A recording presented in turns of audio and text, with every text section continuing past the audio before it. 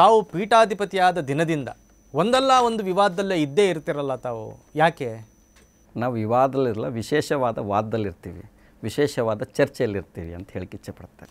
ಲಿಂಗಾಯತ ಸಮುದಾಯದಲ್ಲಿ ಅನೇಕ ಪೀಠಾಧಿಪತಿಗಳು ಇದ್ದಾರೆ, ನೀವು ಮಾತ್ರ ಯಾಕೆ ಈ ವಿವಾದಗಳಲ್ಲಿ ಹೆಚ್ಚು ನಿಮ್ಮ ಹೆಸರು ಬಳಕೆಯಲ್ಲಿರ್ತದೆ, ಬೇರೆಯವ್ರದ್ದು ಯಾಕಿರಲ್ಲ? ನಮ್ಮ ಪೀಠ ಆಗಿರೋದೇ ಇವೆಲ್ಲವನ್ನು ಹೊಡೆದು ಓಡಿಸಲುವಾಗಿಯೇ ಆಗಿರುವಂಥದ್ದು. ಎಲ್ಲೆಲ್ಲಿ ಸಮಸ್ಯೆಗಳಿರ್ತವೆ ಅಲ್ಲಿ ಸಮಾಧಾನವನ್ನು ಕಂಡುಕೊಳ್ಳುವಂಥದ್ದು, ಎಲ್ಲೆಲ್ಲಿ ಪ್ರಶ್ನೆಗಳಿರ್ತವೆ ಅಲ್ಲಲ್ಲಿ ಉತ್ತರ ಕಂಡುಕೊಳ್ಳುವಂಥದ್ದು. ಅಂದರೆ ನಿಮಗೆ ಸತ್ಯ ಹೇಳೋದ್ರಲ್ಲಿ ಹೆಚ್ಚು ಆಸಕ್ತಿ ಅಂತನಾ? ಸತ್ಯ ಯಾರು ಹೆಚ್ಚು ಹೇಳ್ತಾರೆ, ಒಂದು ಗಾದೆ ಇದೆ ಇಂಗ್ಲೀಷಲ್ಲಿ, straight trees cutted first, honest people screwed first ಅಂತ. ಅದಕ್ಕಾಗಿಯೇ ತಮಗೆ ಹೆಚ್ಚು ವಿವಾದ ಮೆತ್ಕೊಳ್ತದ ಅಂತ. ಸತ್ಯವನ್ನು ಕೇಳೋಕ್ಕೂ ಬಹಳ ಧೈರ್ಯ ಬೇಕು, ಎದೆಯಾಳದ ಮಾತನ್ನ ಹೇಳಲು ಎದೆಗಾರಿಕೆ ಬೇಕಂತ ಹೇಳ್ತಾರೆ. ಶರಣರು ಸತ್ಯವೆಂಬ ಕೂರಲನ್ನು ಹಿಡಿದು ಸದ್ಭಕ್ತರು ಗೆದ್ದರು ಕಾಣ ಅಂತ ಹೇಳ್ತಾರೆ. ಸತ್ಯ ಹೇಳಬೇಕಾದ್ರೆ ನಾವ್ಯಾಕೆ ಭಯಪಡಬೇಕು? ಹಾಗಾಗಿ ತಾವು ನೇರ ನಿಷ್ಠುರ, ನೀವು ನೇರ ನಿಷ್ಠೂರ ದ್ರಾಕ್ಷಿನ ಪರ ನಾನಲ್ಲವಯ್ಯ.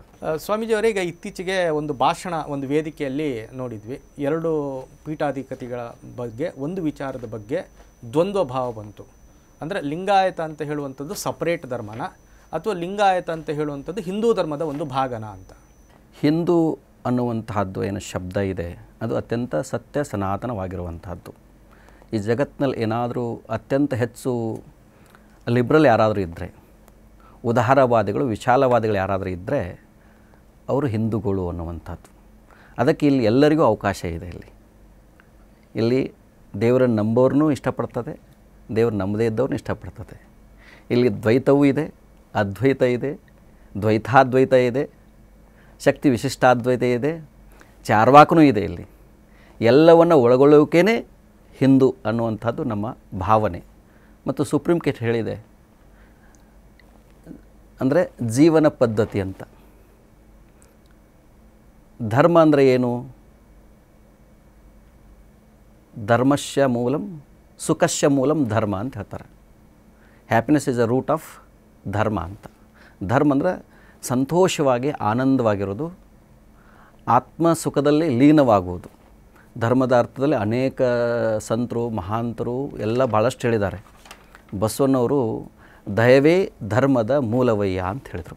ಆ ದಯಾನ ನಮ್ಮ ಹತ್ತಿರ ಇಲ್ಲ ಅಂತಂದರೆ ನಾವು ಯಾವ ಧರ್ಮ ಪಾಲನೆ ಮಾಡಿ ಏನು ಬಂತು? ಅಲ್ಲ, ಈಗ ವೇದ ಆಗಮಗಳನ್ನು ನೀವು ಪ್ರಮಾಣ ಮಾಡ್ತಿರೋ ಮಾಡಲ್ವಾ, ಇಷ್ಟೇ ವಿಷಯ. ವೇದ ಆಗಮಗಳನ್ನು ನಾವು ಮಾಡ್ತೀವೇ ಬಿಡ್ತೀವೋ ಮುಖ್ಯ ಅಲ್ಲ, ಇಡೀ ಜಗತ್ತನ್ನೇ ಅದು ಒಪ್ಕೊಂಡಿದೆ. ನಾವು ಒಪ್ಪದಿದ್ರೆ ಏನಾಗುತ್ತೆ? ಎಲ್ಲರನ್ನೂ ಒಪ್ಕೊಂಡು ಶ್ರೀಗಳು ಏನು ಹೇಳಿದರು ಆ ವೇದಿಕೆಯಲ್ಲಿ, ಬಸವಣ್ಣನವರು ಆ ಕಾಲದಲ್ಲೇ ವೇದ ಪುರಾಣಗಳನ್ನು ತಿರಸ್ಕಾರ ಮಾಡಿದ್ರು ಅವರು, ಹಾಗಾಗಿ ನಮ್ಮದು ಸಪ್ರೇಟ್ ಧರ್ಮ. ಬಸವಣ್ಣವರು ವೇದ ಉಪನಿಷತ್ತುಗಳನ್ನು ತಿರಸ್ಕಾರ ಮಾಡಿಲ್ಲ. ಆಯಾ ಸಂದರ್ಭದಲ್ಲಿ ಆಯಾ ಸಮಯದಲ್ಲಿ ಆ ವೇದ ಉಪನಿಷತ್ತುಗಳನ್ನು ಹೇಳ್ತಾ ಇದ್ದರು. ಅವರು ಅವ್ರದ್ದೇ ಆದಂಥ ಒಂದು ವಿಚಾರದಲ್ಲಿ ಅವ್ರು ಹೇಳ್ತಾ ಇದ್ದರು, ವ್ಯಾಖ್ಯಾನ ಮಾಡ್ತಾಯಿದ್ರು.